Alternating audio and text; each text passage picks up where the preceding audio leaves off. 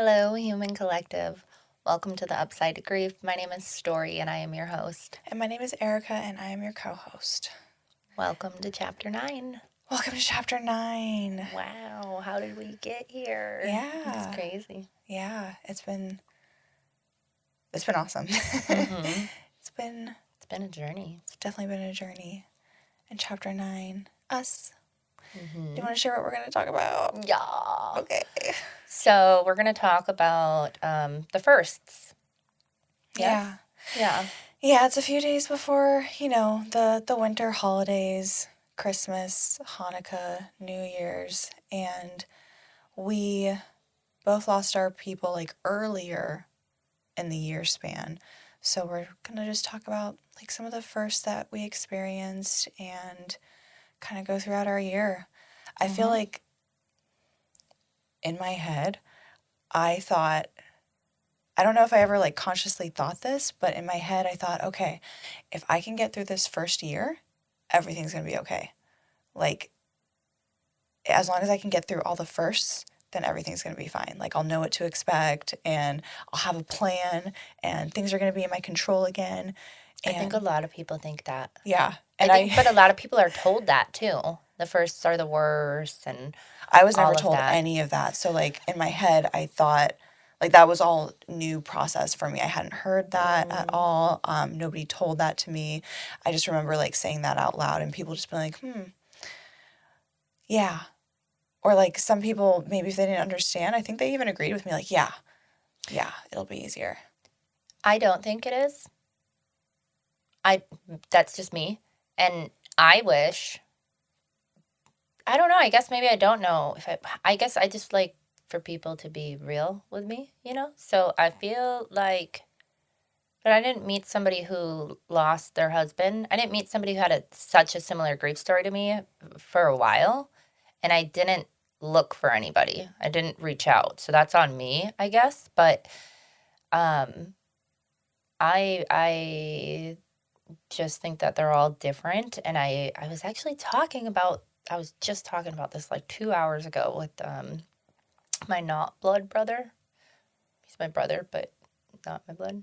Anyways, we were talking about it, and I was like, because I was I disassociated a lot in the first year, so it was almost like, I don't know, like year 2, it was more real. Like, it was like, oh, okay, we're still doing this. But that's just how my experience was. And so what I was going to say is, I wish somebody would have been like, no, it never gets better. But I don't know. Anniversaries always suck. But I don't know if that would have helped. You just are. It just is. Yeah. And even that, like, I don't know. I actually don't think that there's anything that somebody could say to make it better. I feel like, just being there and witnessing is good because I don't think all anniversaries suck for me. They aren't as painful as they were, or they have shifted into something because I've taken them back. So, yeah, I'm sure for some people, they suck every single time. Maybe for some people that year it does get better. Or maybe some people avoid it so hard that they never know. And it's just kind of like, swimming in denial. Yeah, there's so, it can be so many different things. I just feel like if we had the opportunity to know that, like, yeah, sometimes it's like this and sometimes it's like that, then we'd be able to be like, okay, at least I know, like, maybe mine will be like that. Or, like, I won't be so either, like, surprised or numb, or, you just won't feel as alone, or you just realize, okay, like, what I'm going through right now is normal. Yeah. And I mean, I feel like for me on my journey, I guess after the firsts, because the firsts, like the actual dates were really difficult. But then what I've noticed in my year 2 and then going into year 3 is that it's actually the days leading up to it that tend to be more difficult for me. And then the day of is usually like all right because I do I implement practices and do different things that I set out on that day to do. And so, like how you said, like you took them back, I feel like in a sense, right, I kind of do the same thing. And so what has happened is that it's the days leading up to it. I'm always a mess before, and I don't know if it's going to be, it's been times where it's like the day or two before, and then there's been a time where like it was a week before, and all of a sudden I'm at work and I'm like, I gotta go, and then I'm like, God damn it, like, because I can't get my mind to straighten out and focus, and I'm like, fuck, I know why this is happening, but I can't, I guess, do what I'm supposed to be doing at that moment because my grief and my emotions, it's like, nope, nope. Nope, this is the time for this right We're now. gonna do this right now. We decide. Got a paper due? Psych. Later. Deadlines? Fuck you. You need to work to pay your bills? Not today. Yeah, we're gonna interrupt that. It was one of the things that I learned very quickly by like listening to the podcast that I did and reading all the stuff that I did was that part that you shared, that the days leading up are probably going to feel a lot worse than the actual day. And I remember hearing that before my dad died, and so it kind of stuck with me. And I actively planned for that first year, and I knew that the days ahead of time were most likely to be more difficult. So I communicated with people like where I was at, especially like when I actually started to feel things. For example, when my dad died, it was April 16th, and basically the next holiday after that is Mother's Day. And my dad's birthday is right around Mother's Day. Sometimes they fall on the same day. And that was always something my mom dreaded. She dreaded the year that they would fall on the same day, which was actually this year. So I made sure to like do something with her this year. But going back to that very first time, I knew my family and I did something for his birthday. Like I already knew that was something that I wanted to do, and my mom really wanted to actually go to his grave, because there was a lot of sentimental value with one of their favorite songs, which was When I Turned 64 by the Beatles. My dad died when he was 63. So like when we went to his grave for his birthday, we played that song. My dad didn't make it to his 64th birthday, and they would always listen to that song and like, be like, we're going to listen to this when he turns 64. And they didn't get to. So it was very emotional. But then the holiday right up after that was Father's Day. And same kind of thing. Like not that I don't care about Mother's Day, but I was like, okay, Father's Day's coming up. Like I had like, all the anxiety. Mm-hmm. And I remember reaching out to a friend, and her dad had also died. It's Sherry. And I just remember telling her that whole thing, like, I am worried about this date. I don't want to be alone. I'm probably going to reach out to you in like the week before, because like I have heard that the days leading up to these dates really are not fun. And she was like, yeah, let's go out to breakfast for our dads. And so the days leading up to it, I had something to look forward to. It was still painful, but I already had that knowledge, like, okay, like these are going to be painful, like be active about like just being gentle with myself and like letting myself be however I needed to be. And then the actual day of Father's Day, like it was Jim and I and Sherry and somebody else, and we all had breakfast on Father's Day, and she did something like super kind for me, and like yeah, it was good knowing that I had plans that day. Mm-hmm. And that was like the first, besides my dad's actual birthday, which was super significant, but I feel like for my mom, that's probably one of those days that she'll like never forget, probably because it's really painful. But yeah, that was like that was kind of like my first, besides my dad's birthday, was like the Father's Day thing, just knowing and actively planning. Mm-hmm. Yeah. I'm glad that you have Sherry. Me too. Yeah. So then after April, and then May, and then June. Is there more holidays? Memorial Day? There's Memorial Day and Veterans Day, which is that was another one that was really heavier for my mom because they were both in service together, and my dad's buried on a military cemetery, so they make a whole thing about it. Like it's a very emotional day of like grief and honoring. So technically those were kind of heavy in the sense that I just knew, like my dad was buried at that cemetery for a reason. Like it was a legacy thing. Like that was his career. It was so important to him. And he was also interned at his church. Like those were very important to him. So, yeah, there was like those military federal holidays. But then after that, we kind of get into like the times that we are right now, like Thanksgiving and Christmas, or, you know, if you don't practice Christmas, the other mainstream ones are like Hanukkah or, gosh, what else is there? Yule. I don't think that's as mainstream though. But yeah, those were definitely heavier ones. I remember my sister-in-law, my older brother's wife, she was like, I want you guys to come to our house for Christmas in Wisconsin. And I can't remember exactly what I said, but I remember responding to her very quickly saying no. Absolutely not. Absolutely not. Which it was like the most kind thing. That was a good thing for her to do. Like I think it was the perfect thing for her to ask. Like you guys, you know, you can come celebrate Christmas with us, because it wasn't like she was trying to, because her mom passed away. So like I love her. She's such a sweet soul. Like she understands, and she was there for us, and she did all the things that we talk about on here.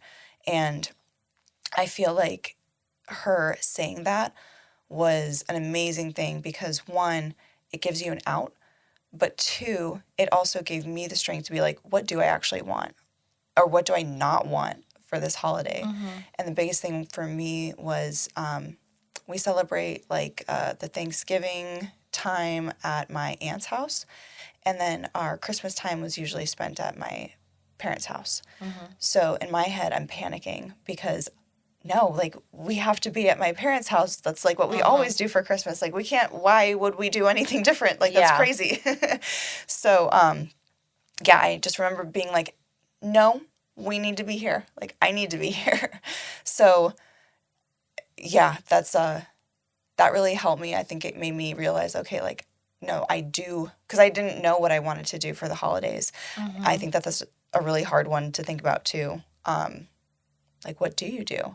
Especially if your person really loved a certain holiday or did certain things. That's a really hard one to navigate. So we had Christmas at my parents' house, and I made cinnamon rolls in honor of my dad. And we did a couple other things in honor of my dad. And there were a couple of things that, I'm going to say it, I don't know if she'll watch, but my mom tried to change now that my dad was gone. She was like, okay, I have the opportunity to do this instead. And in my head, I'm like seething because I'm like, no, we can't change anything. No, like just internally screaming like, no. But I felt like, okay, like I got some of the things that I needed. Like maybe this is what she needs. And I just had to like really take myself out of that and honor that process, which was really hard. Stuff like that still happens. And yeah, it was a lot. What about you? What were those first like months leading up to the holidays? So Ken passed in July. So the first thing that happens is Labor Day after that, which we got married Labor Day weekend. So like of course we chose to get married on Labor Day weekend. Like, but that's just when we ended up getting together. So that's just what it fell on. You know what I mean? That's like a big weekend that I guess I don't normally would feel like would affect me, but right. very much does. Labor Day weekend is very, yeah. So, but Really though, like besides like holidays, like before Labor Day, just only in my year one was this a thing for me, but the 1 month, when it had been 1 month, because that happened Right. before Labor Day, like not Like very, the 30 days the or 30 one days. month. And I wasn't prepared. I did not plan. And I don't know why I didn't plan. It's probably because not, I don't even know who I was at that time. And I was in treatment at the time. And I remember that my counselor had made a comment about it when I was in her office talking to her about it. And she was like, "Why didn't you plan?" And I was like, "I don't know." Because I didn't know that Like, I needed were to. you in there telling her, like, I can't believe it's a month or something? And then she said that? Or did she bring up, like, it's been a So month? no, so what happened was is that on the 1 month, and I think I shared I think I've shared about this in the chapter 1 when I went into the ocean. Did I share about that at Swami's? I went to the ocean before my therapy appointment, that whole thing. That was on the 1 month. And so in that morning when all the events were taking place, because I wanted to go to the ocean and they wouldn't let me because hadn't been there for 30 days and you can't just like walk around. I mean, I would have got in trouble or kicked out, or I probably wouldn't have got kicked out, honestly. I probably could have left and came back, but I wasn't trying to like get in trouble, but I wanted to go to the ocean and they were like, no. And so then I had been in my room and I was in my room crying. And like, I remember one of the RA people came by and was like, don't, like, you're listening to sad music. That's not going to help. And I'm like, okay, but I want to listen to sad music right now. Like, just let me do what I'm doing. Like, I was in my room crying, listening to Lana Del Rey. And then they're like telling me to stop doing that. And I'm like, dude, can you just let me be? Fuck Like, off. just let me do what I'm doing. And so then I had talked to somebody that worked there and I was explaining what was going on. And I was telling her, like, I am not okay. And I hadn't gone to group. And so there was a childcare lab there. And she was walking me. I don't, at some point she got me to go to group. And so I'm like, okay, fine. So I grabbed my backpack.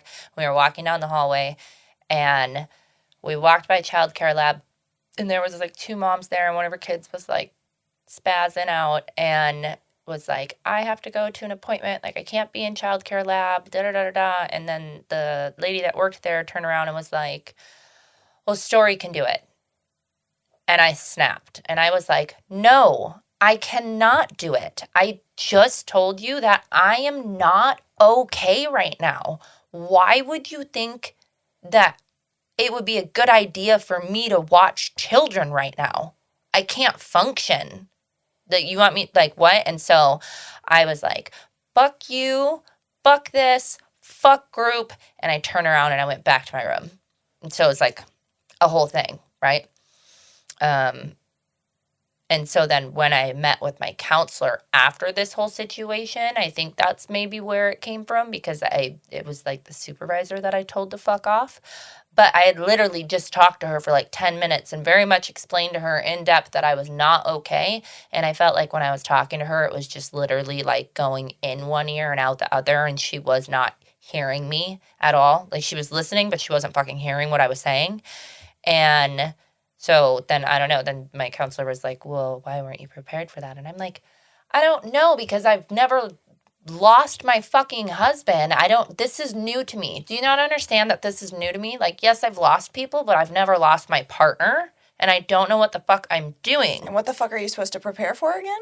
And what was I supposed to do? I tried to do the things that I was in my room. I was listening to music. Y'all were yelling at me for listening to music. I was not trying to go to group and be around people because I didn't think I should be around people. What are you trying to do? Make me go to group. I told you the one thing that would help, and I said that was the ocean. You wouldn't let me go to the ocean. So it's like, what exactly, and then this is kind of going sideways, but it turned into this whole, like when I would get in like that funk, it was like this, oh, like it's you're in a relapse mode. And I'm like, no, I'm not. And if I wanted to leave and go party, I would. Don't you think I would have left by now? Yeah. Like, I'm not in relapse mode. I'm grieving the loss of my fucking husband. So can you just back the fuck up? So that was difficult. Like that 30-day mark, because I don't think that 30-day mark didn't need to be that difficult, but because of the environment I was in and the place that I was in, it did not pan out in a trauma-informed way whatsoever. So that was hard. Yeah. That was really fucking hard. Yeah. And then after that, it's Labor Day weekend, which is our anniversary. So like in the years forward now, that's my firsts of my year are it's like his death anniversary and then our anniversary, just like bam, bam, it's fucked up. Yeah. So, but I've gone to the ocean every year. I go to the ocean every year. The first year, and I shared about this. I got his name tattooed on our anniversary, and I went to the ocean. That's I think that's really the only thing I remember about that day. I just remember being at the ocean at Encinitas and then getting my tattoo. I think I went to a self-help meeting. I did. I shared. I cried. People came and hugged me. Yes, that's what happened. But yeah, it's that one. And then after Labor Day, Halloween's not like too. I'm not. We were always working. We work in restaurants and stuff like that. So it wasn't like, like we didn't have kids. We weren't doing like activities like that. And we were just working so that's not like a hard one for me, so to speak. And then we go into holiday season. And the first year I remember, I just was so busy. I literally, the first Thanksgiving, I went to 4 Thanksgivings that day. Yeah. I saw you that day. That was one of the Thanksgivings that I went to, too. Yep. I went to multiple Thanksgivings as well. Yes. Yeah, because that was both of us. We're in the same years at the same time, essentially, because we're a couple, 3 months apart. But yeah, I stayed busy. I didn't give myself downtime and that time. But what's interesting is the first Christmas. So my mom came during that time. It was either she was going to come for Thanksgiving or she was going to come for Christmas. And I was like, no, I think you should come for Christmas. And I was living in North County, and we were going we decided to go to the beach that we got married at on Christmas down in Ocean Beach. And I remember being in the car with her, and we had stopped and got coffee, and she was driving, and I just I don't know. I was still in my state of disassociation because that went on until like mid-January. So this is a couple 3 weeks before my anxiety shifted. And we were had just got on the freeway, and I just felt like I wanted to crawl out of my skin. And so I knew I was going to start crying, and so I put my sunglasses on.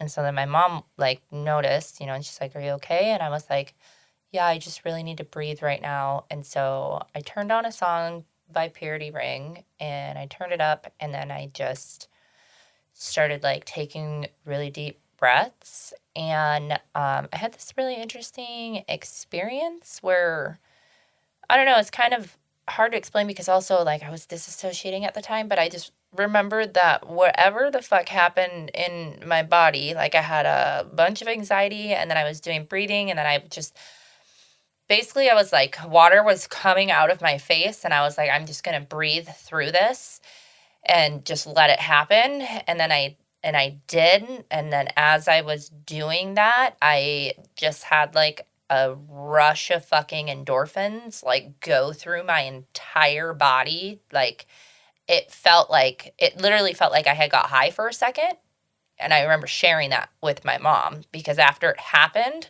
like my nerves felt better. But then I was like, what the fuck just happened?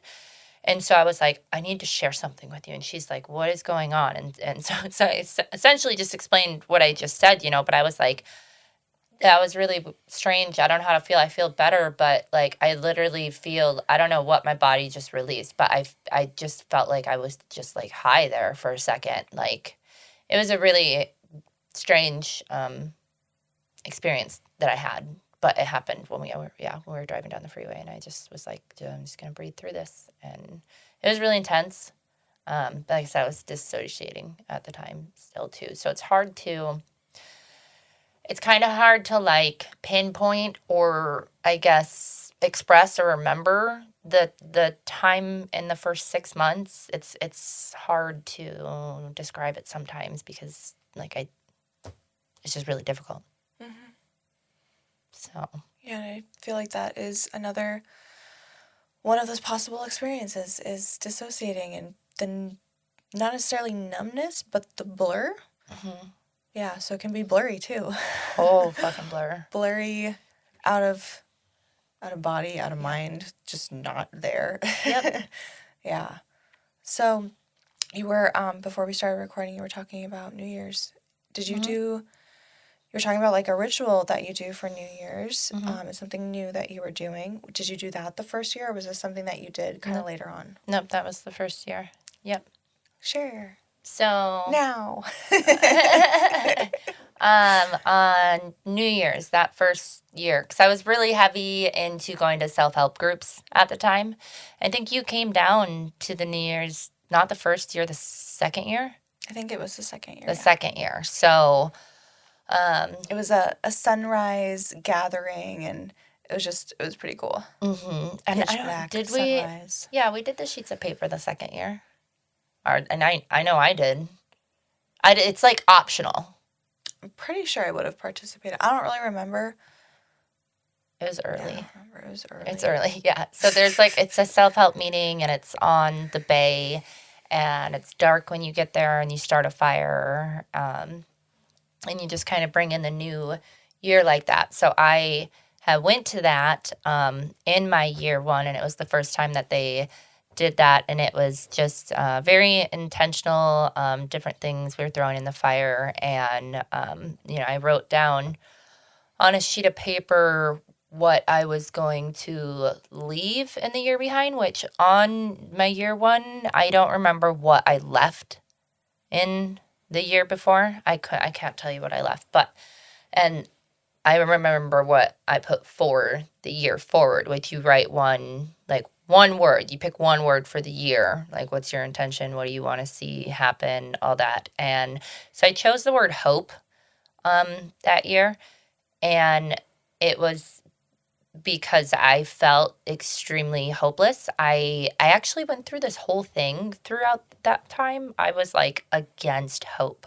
Like I actively hated the idea of it and the word and basically anything that had to do with it. I got into a really depressed state.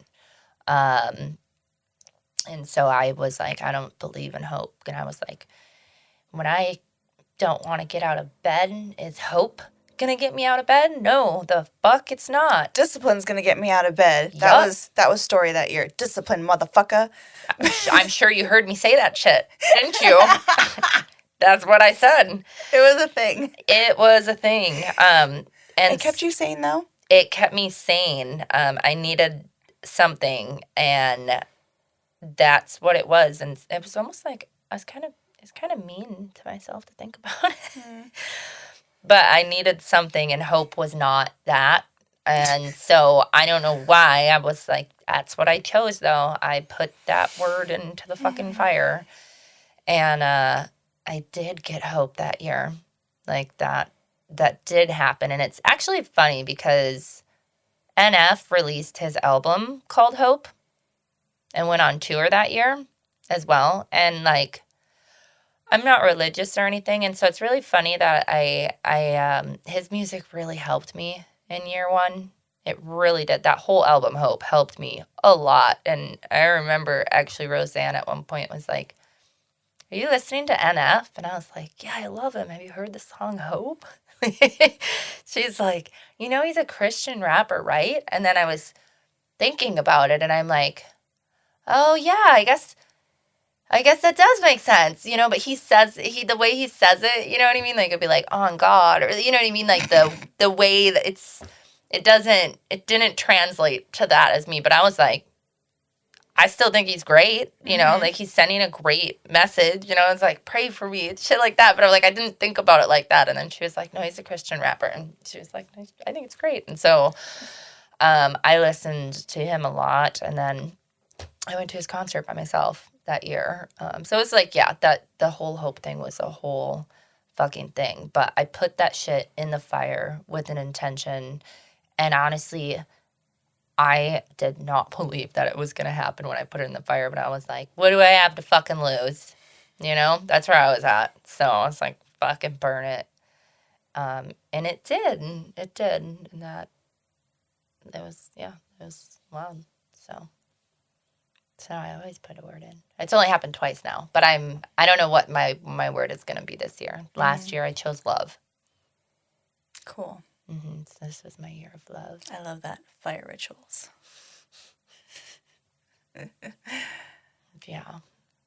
Okay, so we're in the new year now. We're in the new year. And I don't resonate so much with like Valentine's Day, but what was your experience with that? I don't remember. Okay. I couldn't tell you. When I was trying to think about, I was trying to remember what the fuck I did on my birthday. Because I know that this past year, so my year 2 birthday was hard. I remember that. I remember the morning of my birthday and I it's funny actually. I went to go take the trash out. I got up and I just started cleaning everything.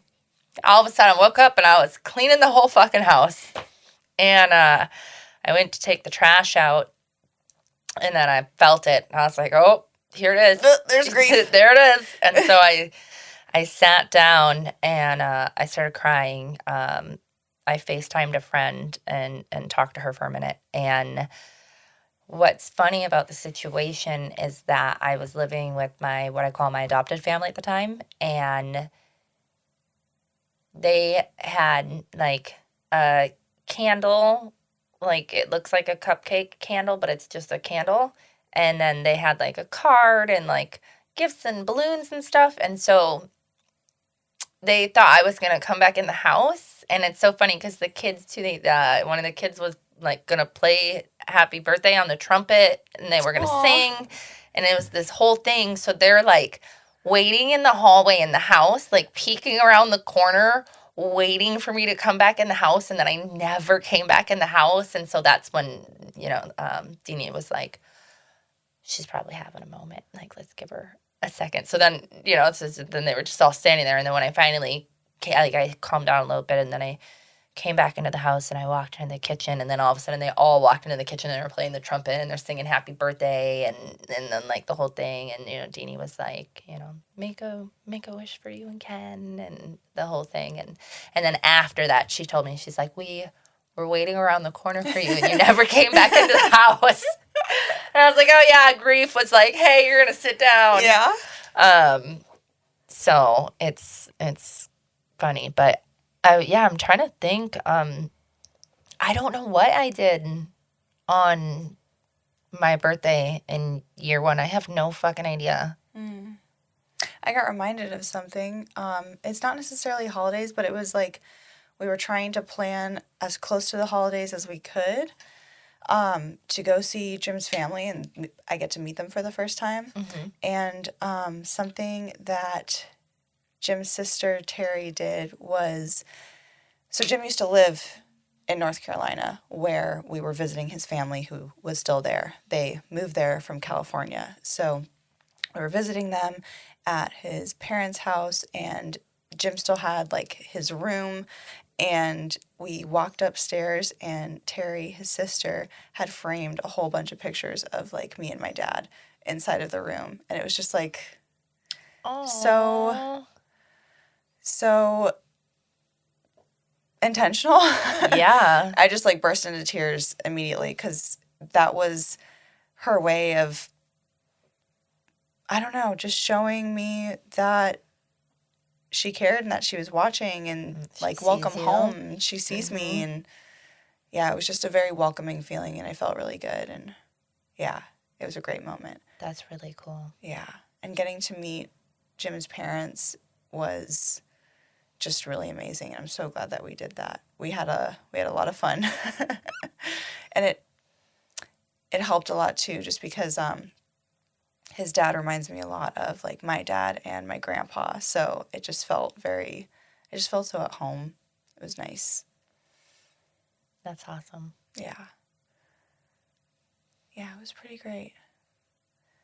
But then after that, coming into the new year, it's you know, you have Easter, which was only significant in the sense that my dad was Christian, so a lot of little things that we would do together just weren't there anymore. But then immediately after that is my birthday, and my dad died 5 days after my birthday. And the memories of how my birthday went when he was still alive, I hold on to them really fucking tight, but they are also super fucking heartbreaking. Like, a lot of really sad moments happened that day because little did I know, like, that last birthday I had with him, the year before that was the last time that I would get certain things from him because he was Where he almost, was at. yeah. For example, this is another little side route, but my dad would always call his siblings and all the special people in his life and sing them happy birthday. I think quite a few family members have messages or recordings of him singing happy birthday. I do too. And I didn't get that phone call that year. And I like, you know, went over to the house because like I was spending every moment I could with him. And I remember walking in and being like, I didn't get a phone call today. Like, nobody's saying me happy birthday. And my dad was like, "Oh, I'm so sorry. Can you leave the room really quick?" And so I walk out of the room with my phone and he calls me from the other room and he like tries to sing me happy birthday. And I was like, "Oh, I wish I could have recorded it sometimes not, because it was really hard." But yeah, I think about all that stuff because my birthday is the next date. So it's really fucking hard. And then my birthday, and then he dies 5 days later. And that was another one of those where I just like, I tried to be present and celebrate the highs with the lows, I guess you could call them. That was something that my family taught me when my dad died, because when my dad died and during the processes of us having to like arrange funeral services and the internment and the memorial, all of that, Jim celebrated 5 years sober. Pretty sure that was 5 years. Either way, he had a milestone, and my family was there, like, at our house because of everything that was going on. I think we were just about to do the internment at Miramar National Cemetery, and we celebrated him. Like, we had all written in a card and made his favorite dessert, and we surprised him and we sang happy birthday, and he was so emotional because he like literally said it at one point too. He was like, "I don't understand, like, how can you guys do this, like, when we just had to do this?" And they were like, "Well, we still have to celebrate you." Like, it's, I don't know how to describe the feeling, but it's like the circle of life thing. Like, you still have to, babies will be born, people will die. You still have to celebrate the babies being born, the birthdays, the celebrations, like all the happy things. And I don't know, it was just a very eye-opening moment because, like, I knew in my heart, like, yes, I want to celebrate this, but, like, also I have this really deep sadness. And it was really hard. But, yeah, I remember that was, like, one of the the upsides. It was, yeah, he was in awe about that for a while, and seeing it through his eyes was pretty eye-opening.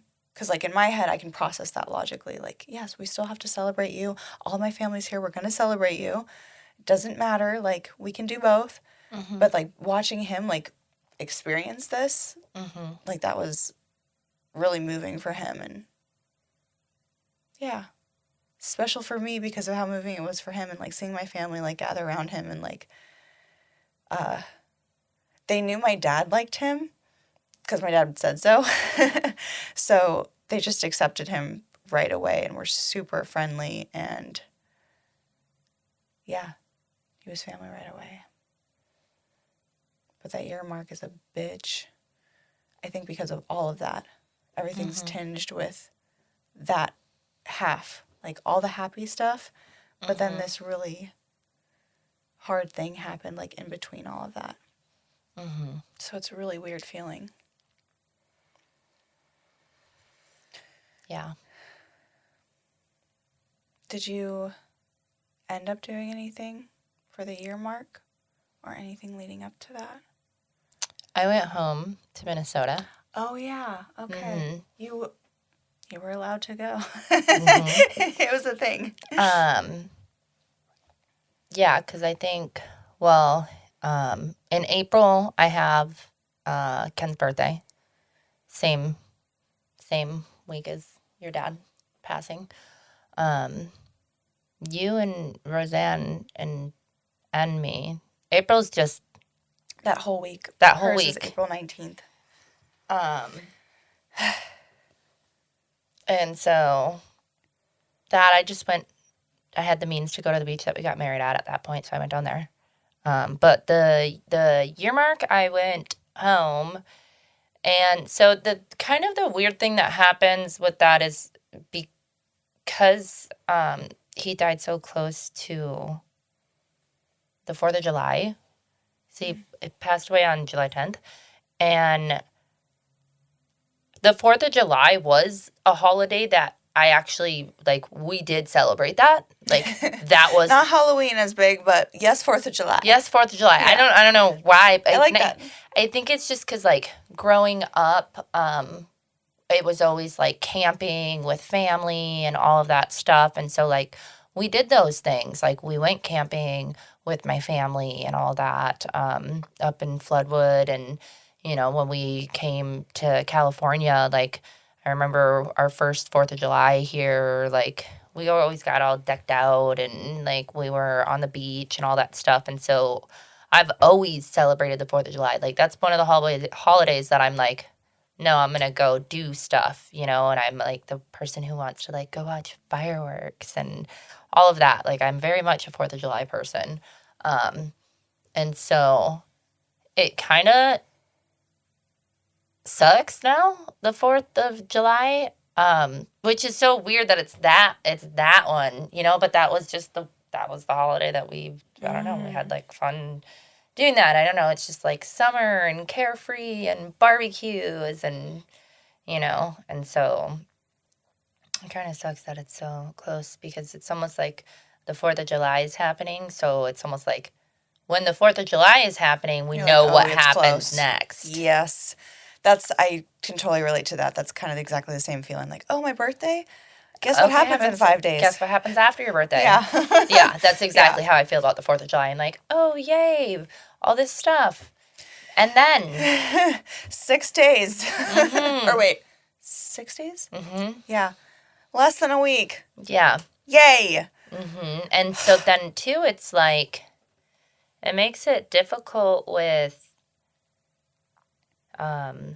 like, trying to take time off during that time, because obviously the time I'm going to take off for myself is going to be around the days of the 10th, you know, which means that, like, normally if I take days off to, like, go camping or do family stuff or do the 4th of July, like, I can't really do that if I'm going to do other things in the year, because it's like, otherwise it's like, it's just a big chunk of time, you know, to take. But So it makes it a little bit tricky, but I went home last year, and I think I shared about what I did on Sherry's Moments Annoying, I think, a little bit, maybe. I think I talked about when I dumped him down the waterfall. That was on the 1 year. Yeah, I dumped You're like, I think he needs to be in the waterfall. Yeah, it was. Yeah, I have a video of it and everything. It's like, I think I'm like, I don't know what dimension or timeline you're living in, but maybe you have interdimensional TV and you're watching this. So I just want to make sure you're having fun still. So I'm gonna dump you down a waterfall, and yeah, I dumped him down Minnehaha Falls in Minneapolis, which is the first place we ever took a picture together. In 20. I feel like I've seen that picture online. Behind the waterfall's ice. Interesting. Because we crawled behind. It freezes in the winter and it becomes like an ice cave. And we had been like hanging out before then, but we hadn't taken a picture yet. You know what I mean? I was so young. First picture. I was 23 and I had the biggest crush on him, and he was like the cool guy and stuff, you know, so I didn't want to be like too much. Be like, can you take a picture with me? Please? You know, but I like vividly remember that moment when I like asked somebody else, because I was like, do you want to take a picture? And he's like, yeah. And I'm like, can you take a picture of us, please? Like, I remember being so fucking excited to like take a picture, my first picture with him, like at the waterfall. So I dumped him down that waterfall. That's fucking awesome.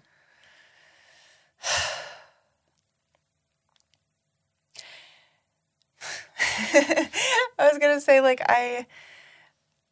the first are just so weird, but like you were saying when we first started talking, like it just changes year after year. I don't think like we just stop thinking those things, like, oh, Christmas without my dad, or we're having Christmas at my dad's house and he's not here to do all of the things. It kind of changes a little bit. It like shifts. Yeah. Like how your reality kind of shifts throughout grief and stuff like that. It just changes. It just, yeah. Yeah, this will, do you know what day this is being released? The 21st. Okay. So one of the things that we're kind of processing right now, like Jim and I, is, so his mom passed last year on December 23rd. And so this is going to be released a couple days before her year. And yeah, I just feel, so besides like their grief, having to lose their mom, I went through a lot trying to be like supportive, like be a supportive family member, be a supportive, well, I wasn't wife yet, but supportive partner, while also trying to balance like my grief with losing her. And I'm sure we're going to learn a lot this year, but we're doing something like intentionally. It was really hard for me to not be like, you need to do X, Y, and Z. Like, this is how you do grief, you know? I just had to like let them figure it out. And yeah, so that's what we're going to be doing. We're going to be visiting them this year around the holidays. And yeah, it's going to be hard. It's going to be a first. And yeah, I don't know what it's going to look like yet, but I'm sure we'll talk about it. I'm sure we will. Yeah. But everything just changes. Like, that first year is just so weird. And everybody deals with it differently.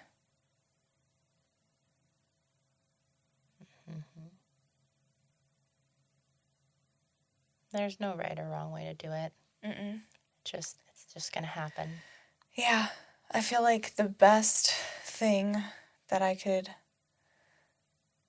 pass on just from my own experiences is just be with the people that you love and let them know where you're at. Yeah, just communicate.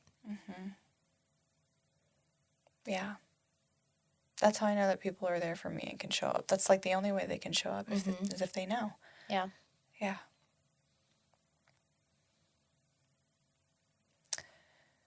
Eventually, we'll talk about, more involving like firsts and anniversaries or traditions that we've implemented, because We could probably go on and on about the stuff that we've done since then.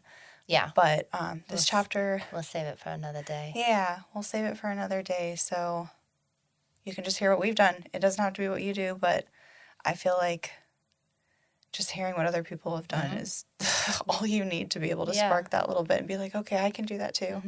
And if you want to reach out and share what you have done, please do. Comment, share. You can email us personally at upsidetogrief@gmail.com. Yeah. Thank you so much for talking about the first. Thank you.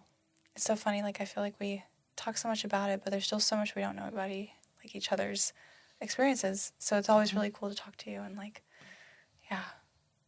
There's so much. There's so much. Yeah. All right. Well, thank you for watching or listening. And Next week, next week, we're going to do fun things. Yes. Grief deck polls. Grief deck polls. Yeah. Next week. It's a little bit more interactive. Like, we pull from decks and we talk about what's on them. It's going to be a good one. It's always fun to just kind of like be directed with the conversation instead of us thinking about, oh, let's think about these really emotion-provoking topics and possibly get emotional together. These guide the direction for us, so it's kind of cool. Yeah, so thank you so much for tuning in, and we will see you next week. We'll see you next week. Thank you. Love Bye. you. Bye.